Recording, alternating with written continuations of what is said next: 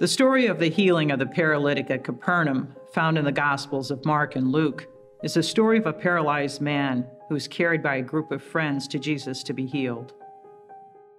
A large crowd has gathered outside the house where Jesus is staying. So huge is the crowd that the friends of the paralytic are unable to reach the door. They climb on the roof, make an opening, and lower their loved one to the feet of Jesus to be healed. Jesus looks not at the faith of the paralytic, but the faith of his family and his friends. Jesus not only heals him of his paralysis, he forgives his sins, then tells him to rise, take up his mat, and walk. While the holistic healing came from Jesus, it was the dedicated love and service of his friends who made it possible. When you think about the healing of the paralytic at Capernaum, it is easy to see the close connection and relevance to Catholic healthcare today. I think this story is so important because it really does depict the importance of community. Just think about it. This is a man who can't get to Jesus. There are barriers to him. His family and friends create access to Jesus. That's what we're about all the time, creating access for people who don't have a way to get the care they need. And ultimately, the man receives total healing, or whole person care. Not just his body, but his mind, his spirit. He's restored to the community. In Catholic health ministry, we're called to not only heal those who have health needs, we're actually helping that person to be restored and that restoration into the community. Our ministry is a sign of God's healing and reconciling love in our world.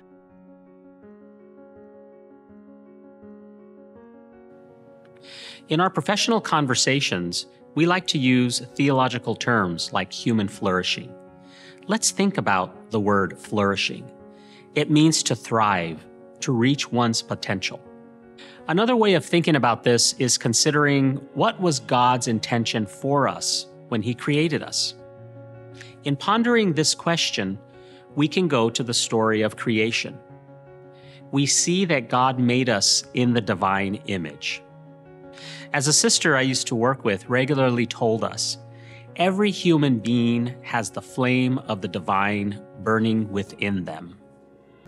In other words, we're created to be like God.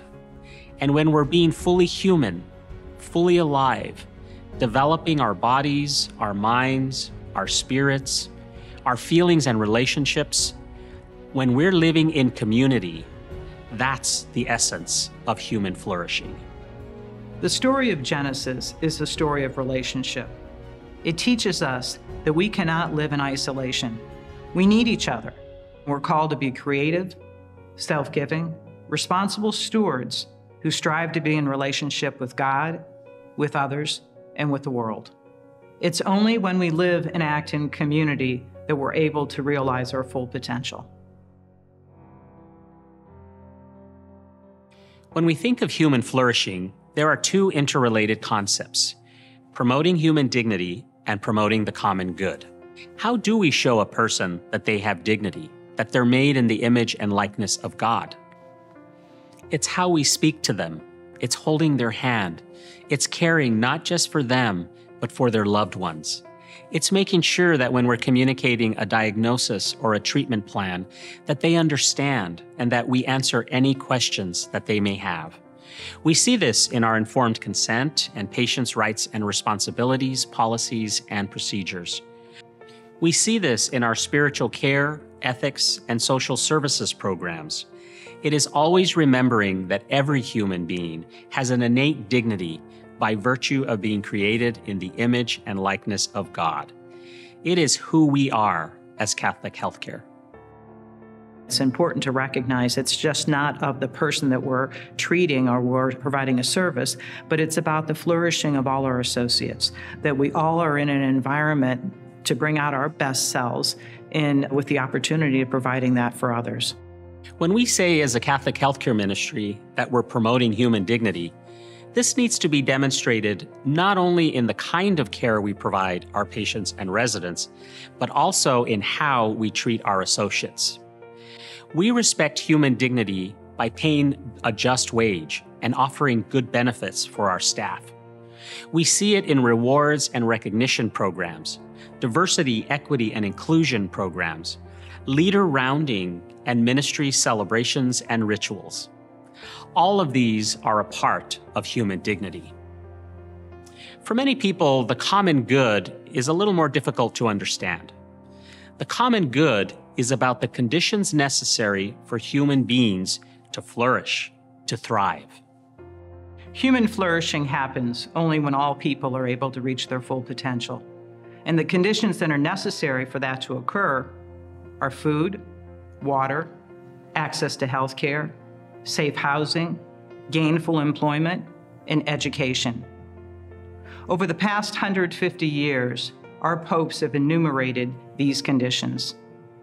And it is our commitment to ensure that all people have access to these that we know as the common good.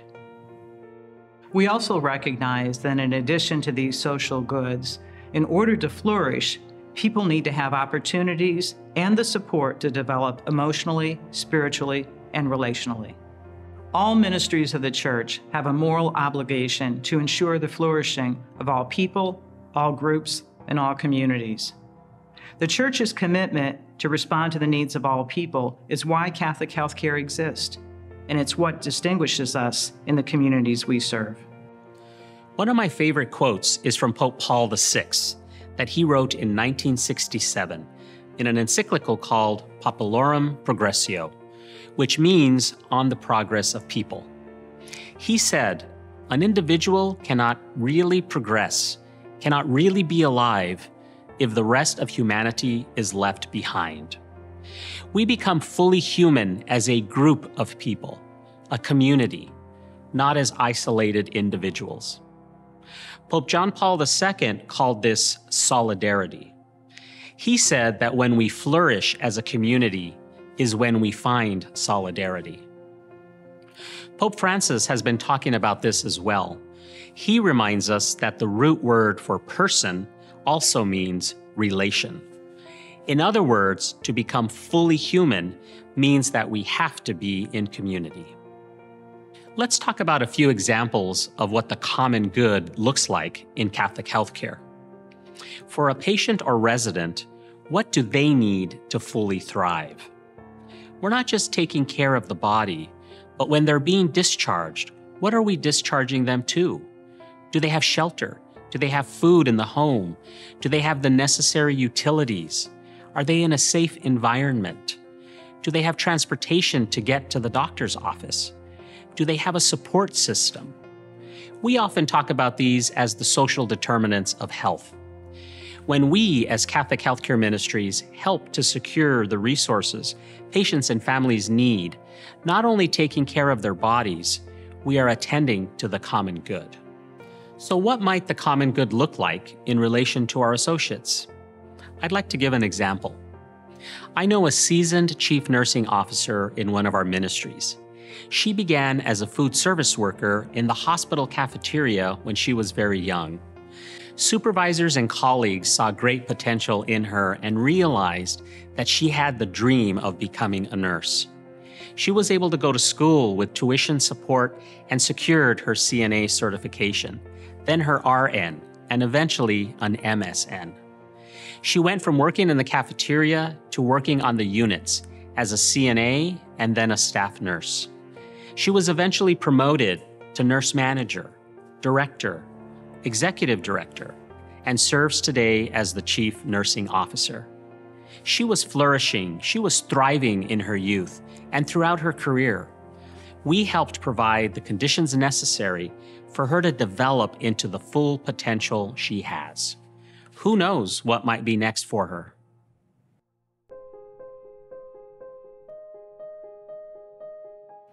The CHA Ministry Identity Assessment is based on the shared statement of identity and its 7 core commitments: promoting human dignity, promoting the common good, delivering compassionate care, acting on behalf of social justice, care for the poor and vulnerable populations, stewarding resources, and serving as a ministry of the church.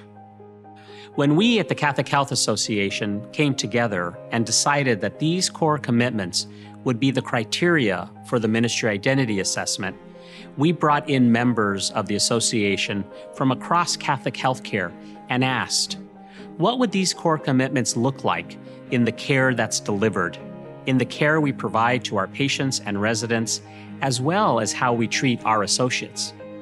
As a result, we have this whole list of ways that a ministry can demonstrate each of the core commitments. That's essentially what the assessment process is. It's based on the 7 core commitments. It also utilizes the Malcolm-Baldrige scoring process, looking at the levels of maturity for each core commitment, which provides a more objective approach. I think we're at the point in Catholic healthcare that we want to demonstrate more broadly, not only to the people we serve, but also those who are the co-workers, of saying, how do we live who we say we are? It's important about integrity of word and deed. And we could always give lip service to that and say how we are a ministry of the church, but if we can't demonstrate what that means and how that looks like in day-to-day action, whether it's in the long-term care facility, whether it's an acute care facility, whether it's in the clinic or some outpatient services, we have to be able to look at the services that we provide our communities are the services that are foundational to who we say we are as a Catholic health ministry. Our members who have piloted this tool have told us that the process itself serves as a powerful formation experience for all those involved. Participants in the process have the opportunity to dialogue about the core commitments and what they look like in the daily operations of the ministry. Those who have conducted a ministry identity assessment report that it helped to bring alive each of the core commitments and how they can be recognized in the things they do every day. Basically, our mission and values in action. CHA's Ministry Identity Assessment is a way to say, here's the criteria that we've all agreed to, the 7 core commitments. And if we're living these, we're being true to who we say we are. I think the ministry identity assessment incorporates everyone involved in the ministry, that it's just not one particular department as the mission department doing this. It's the collection of all those who are intimately involved in ensuring that we are providing this ministry of Jesus Christ. And that's important. It's important to the church. It's important to our sponsors. It's important to the communities we serve. And it's important to our patients, families, and staff. So I encourage people to have fun with this, to learn and grow from this, and not to see it as something to be anxious about, but rather something that will help you to grow and flourish as a ministry.